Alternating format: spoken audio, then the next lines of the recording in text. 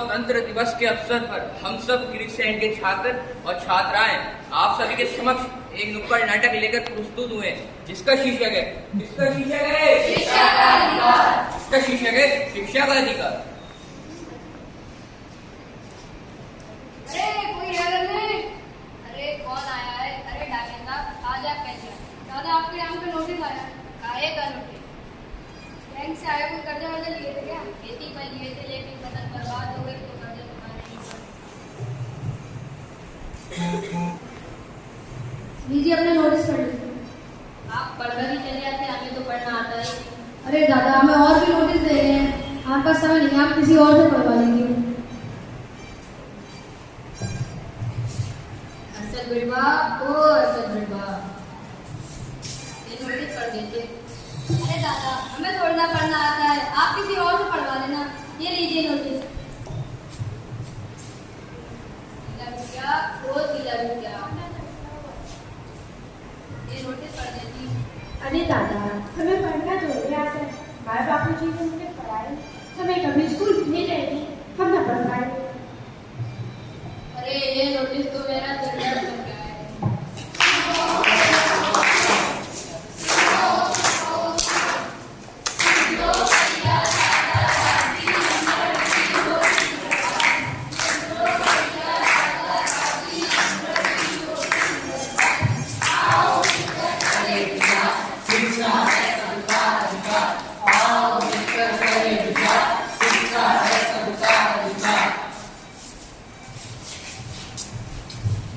अरे क्या हुआ दादाजी, कोई नोटिस पढ़ने वाला मिला नहीं क्या? नहीं बेटी नहीं।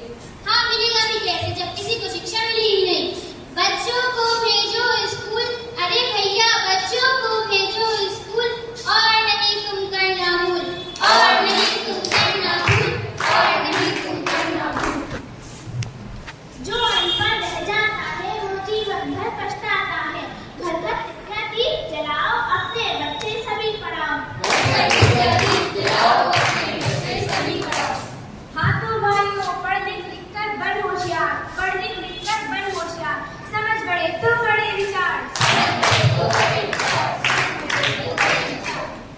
शिक्षा है अनमोल रतन, पढ़ने का कुछ करो जतन। बड़े दुख की बात है कि हमारे क्षेत्र में शिक्षा की कमी रह गई है। 21वीं सदी की यही पुकार, शिक्षा है सबका अधिकार। आज हमारे देश में स्वास्थ्य संबंधी कारणों से हजारों लोग प्रतिवर्ष अपनी जान से हाथ धो बैठते हैं। तो सुनो, करना हो जीवन खुशहाल, रखो सब शिक्षा का ख्याल।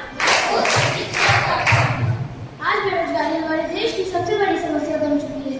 बेहतर शिक्षा के अभाव से कई लोगों को बेरोजगारी का सामना करना पड़ता है। हाँ भाई, बेरोजगारी का सामना करना पड़ता है, जो कि एक अत्यंत चिंता का विषय है। तो आइए भाइयों, मजबूर साक्षर देश बनाएं, अपने बच्चे सभी पढ़ाएं।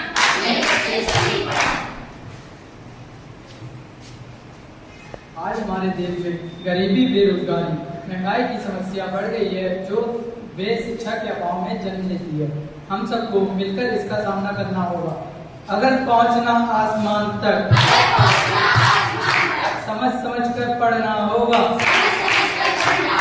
विश्व गुरु अगर बनना हमको, मिलकर आगे बढ़ना होगा।